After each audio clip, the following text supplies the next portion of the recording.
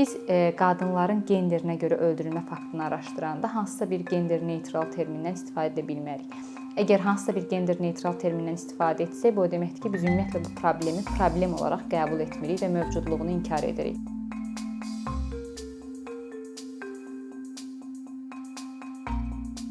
Femisid qadınlara qarşı zorakılığın ən ekstrem formasıdır. Bu qadınların məhz onların genderinə görə öldürülmələrini nəzərdə tutan termindir. Termin ilk dəfə 1801-ci ildə John Corey tərəfindən istifadə olunub. Lakin müəllif bu termini öz kitabında qadınların öldürülməsi mənasında istifadə etməsinə baxmayaraq, həmin istifadədən sonra termin geniş populyarlıq qazanmayıb.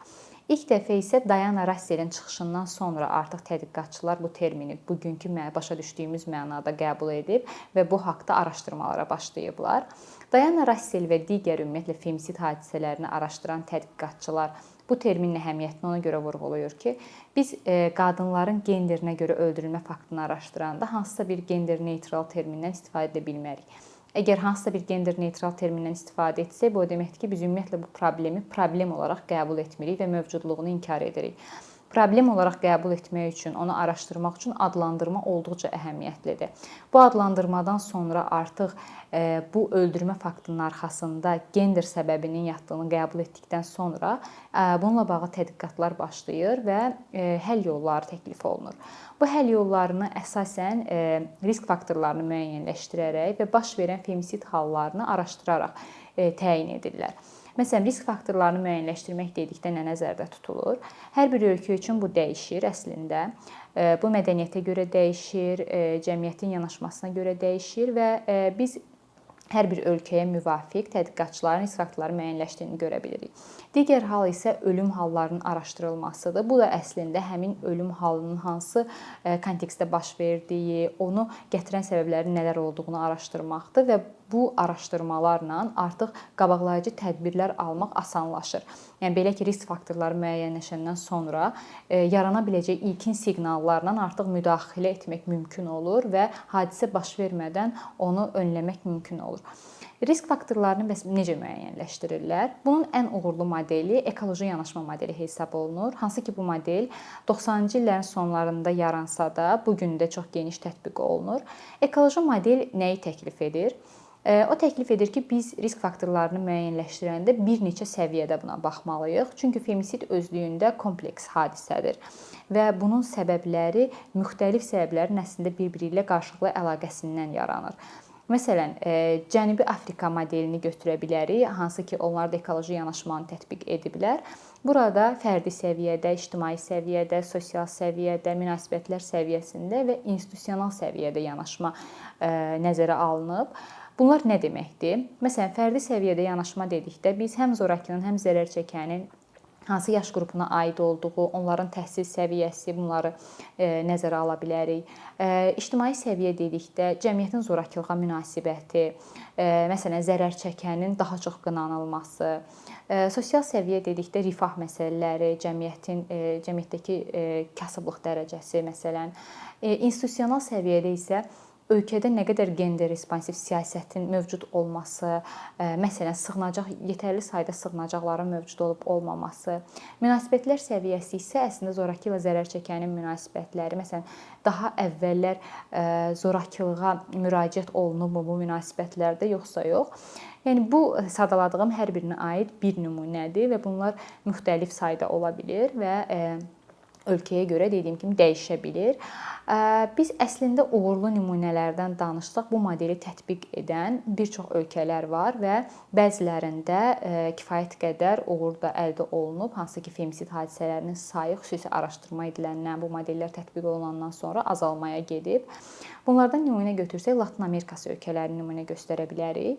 Əslində Latin Amerikası ölkələri həm də femisidin ən çox yayıldığı ölkələrdir. Buna görə də cavab tədbirləri də daha çoxdur orada.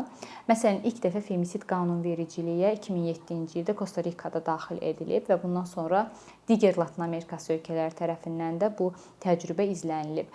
Və digər bir müsbət nümunə kimi biz Braziliyanı göstərə bilərik. Hansı ki, əslində Braziliyada femisidin yayılma sayına görə dünyada 6-cı yerdədir. Amma buna cavab olaraq onlar femisidlə bağlı qanunlar qəbul edib, mübarizə strategiyaları formalaşdırıb. Orada bir maraqlı mübarizə strategiyasından biri də məsələn onların Maria de Penha adlı bir qanunu mövcuddur və bu qanun bir qadının şərəfinə adlandırılıb. Hansı ki, bu qadın əri tərəfindən güllələnir və təsadüf nəticəsində həyatda qalır. Daha sonra isə Braziliya dövləti həmin qadının ərini cəzalandırmır və qadın regional məhkəməyə, İnter-Amerikan məhkəməsinə müraciət edir və hüququnun həqiqətən pozulduğu İnter-Amerikan məhkəməsində öz təsdiqini tapır. Bundan sonra Braziliya dövləti qadının hüququnu bərpa etmək üçün addımlar atmağa başlayır və ümumiyyətlə femisidin dövlət səviyyəsində tanınmasını, bunun həlli üçün siyasi istəyin, iradənin olmasını göstərmək üçün məhz femisid haqqında qanunu, onunla mübarizə strategiyasını formalaşdıran qanunu bu qadının adı ilə adlandırır. Və qanunun tətbiqindən sonra bir neçə il sonra artıq Braziliya hökuməti saylarla göstərir ki, həqiqətən femisidin sayında azalmalar müşahidə olunur. Əslində bu nümunələr bizə biraz uzaq ölkələr olduğuna görə bəlkə də mədəniyyət fərqi mövcuddur, yanaşmalar fərqlidir.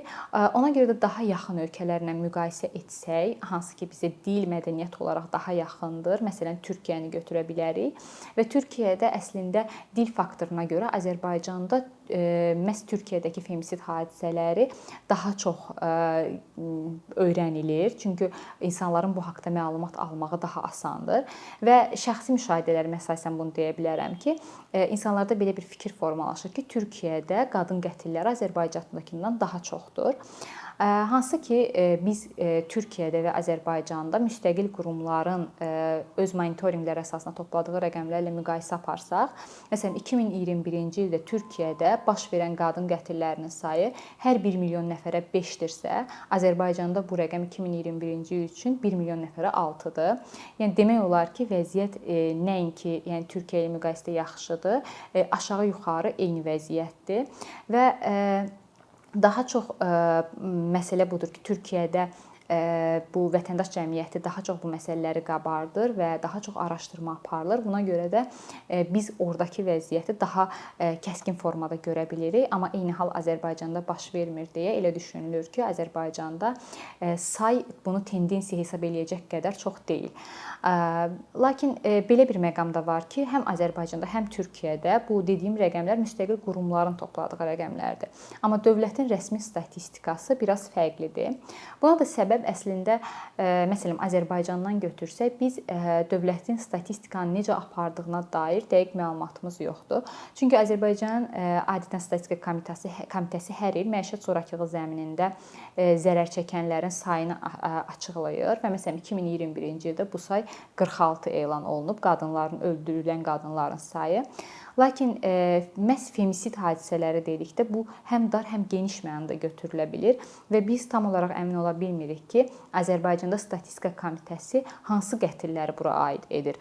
Məsələn, bizim müstəqil monitorinqimizə əsasən bu say 60-a yaxındır, hansı ki, bura biz şübhəli qadın ölümlərini də daxil etmişik. Çünki bu praktika dünyada da belədir. Adətən şübhəli qadın ölümləri də femisid kimi adlandırılır. Bəs ümumiyyətlə həm Azərbaycanda, həm dünyada bununla necə mübarizə aparmaq lazımdır?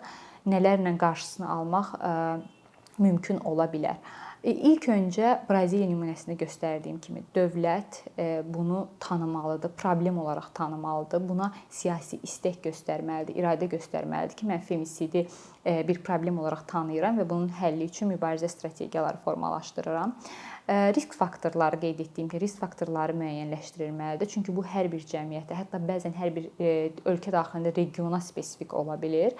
Risk faktorları effektiv müəyyənləşdirilməlidir və onlara uyğun mübarizə formalaşdırılmalıdır. Baş verən ölüm halları effektiv araşdırılmalıdır.